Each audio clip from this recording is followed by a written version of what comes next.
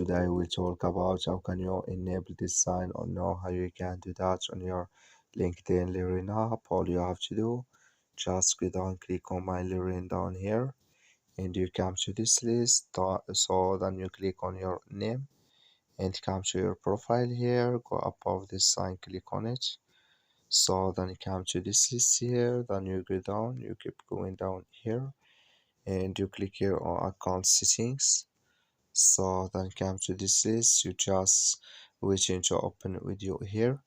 So it's going to take a time. Then you click on notifications, and you come to this list here. You click here on news and reports.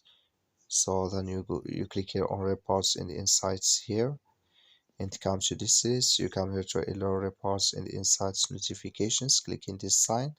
So like you see this color show for us, that's been enabled with us now. That's all you have to do. Thank you for watching. Don't forget to support us by liking, subscribe.